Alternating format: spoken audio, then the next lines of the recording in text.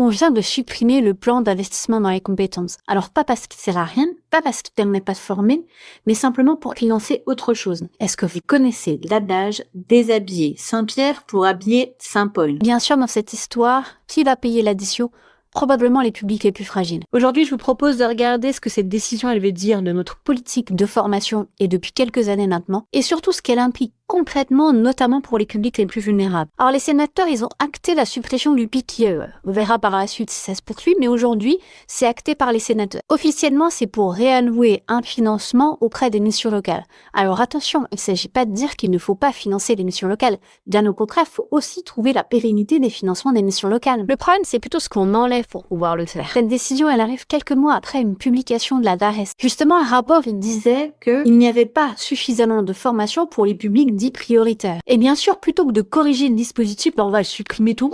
Mais ce que je vous propose, c'est qu'on regarde réellement ce que dit ce rapport. Premier point, c'est que le rapport, il dit absolument pas que la formation, elle est inutile. C'est pas ça, son point. C'est bien plus dérangeant ce qu'il vient de dire. C'est plutôt que le système, il est mal structuré pour le PIC. D'après le rapport, il est dit qu'il n'y a pas suffisamment de publics prioritaires qui sont formés. Il y a trop de formations dites préparatoires. Pas assez de formations dites qualifiantes. Et il y a une segmentation qui empêche les parcours dits sans couture. Alors vous savez, les fameux, j'en ai déjà parlé, parcours sans couture qu'on entend depuis toujours en fait. Mais le rapport, il montre aussi autre chose. C'est quand la formation est mise en œuvre, eh bien il y a une utilité. Surtout pour les publics qui ont le moins de diplômes, donc les publics prioritaires. Donc la question, c'est pas tant est-ce qu'on arrête la formation, mais la question c'est plutôt où, comment et pour qui forme-t-on. Et pour comprendre ce qui se passe aujourd'hui, on va faire un retour en arrière en 2014. Avant 2014, la formation, elle reposait sur une obligation fiscale. C'est-à-dire que plus les entreprises dépensaient, plus elles pouvaient en fait échelonner leur taxe formation par la suite. Puisqu'elles avaient dépensé beaucoup, on allait ensuite moins leur prélever concernant le financement de la formation. Mais en 2014, tout tombe à l'eau. On n'est plus sur une obligation dite fiscale, mais on revient sur une obligation dite sociale. C'est aussi pour ça qu'on voit naître les entretiens professionnels, c'est aussi pour ça qu'on voit naître l'obligation justement de former, l'employabilité du salarié, on le met bien plus en avant que ce qu'on faisait précédemment. Et il y a un autre point important, c'est que l'individu, il devient aussi acteur de son parcours. Et on le voit aussi dans la manière dont sont nommés les différents cas. Alors sur le papier, on peut se dire que c'est assez cohérent. Les entreprises investissent dans l'employabilité des salariés, les individus prennent part eux-mêmes à la progression qu'ils souhaitent. Mais dans la réalité, là, on n'est pas tout à fait sur quelque chose d'égalitaire, d'équitable. Parce que tout le monde part pas du même point. Et là, je vais parler plus spécifiquement des structures d'insertion par l'activité économique, les SIAE. Dans une structure d'insertion par l'activité économique, former, c'est pas juste un retour sur l'investissement comme on peut le voir dans des entreprises classiques. Pourquoi ? Parce que former, ça veut dire que c'est un temps, c'est de l'accompagnement social, c'est de la pédagogie adaptée, c'est des compétences internes aussi à construire.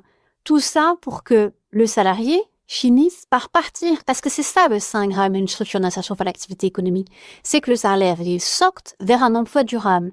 Donc quand on le forme pas pour le garder. On le forme pour qu'il sorte vers un emploi dit durable ou vers une formation. Donc quand je m'en dis, si le PIC, qui notamment venait à disparaître, qu'est-ce qui se passe ? C'est qu'il y aurait plus de financement pour les publics en parcours, les CDDI. Sachant qu'il est déjà très difficile d'en obtenir pour les permanents, imaginez bien que sans PTE, finalement, la formation, elle vient presque à disparaître. Et je dis quoi ? C'est parce qu'il y a des solutions possibles pour former autrement. Mais l'alternative qui est proposée, c'est souvent aussi un retour à une forme de précarité. Parce que quand on est dans une structure d'insertion par l'activité économique, qu'on a un salarié en parcours, on a un double statut. Celui-là de salarié d'un côté, mais aussi celui-là de demandeur d'emploi. Ils continuent à s'actualiser, ils sont encore éligibles au dispositif des demandeurs d'emploi, ce qui veut dire notamment la POE. Mais qu'est-ce qui se passe alors quand on va former un salarié pour un métier de demain ?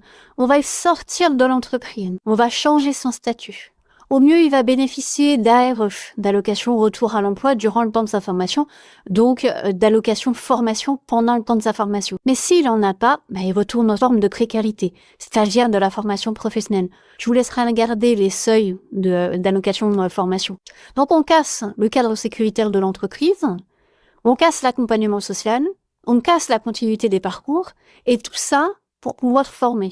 Alors, je vais poser la question, qu'est-il préférable ? Former au sein des structures d'insertion par l'activité économique en accompagnant, en sécurisant, en ajustant, en soutenant des personnes dites vulnérables sur des compétences techniques, mais aussi des compétences douces, des compétences transférales, où on doit mettre ces personnes dans des situations de précarité pour pouvoir former sur les dispositifs complètement éclatés. Alors, est-ce que le problème, c'est vraiment le but? Ou est-ce que le problème, c'est ce qu'on attend de la formation? C'est-à-dire ne jamais se donner les moyens, notamment pour les publics dits vulnérables. Alors, supprimer le kick, c'est pas une décision budgétaire complètement neutre. C'est un choix politique aujourd'hui. Un choix sur où on forme, qui on forme et comment on se forme. Si on veut que la formation elle devienne un levier d'inclusion, il va falloir arrêter de penser juste à monter en compétences. Il va falloir remettre le parcours vraiment au centre de la montée en compétences. La question est pas close, on ne fait que débuter le débat. Qu'en pensez-vous?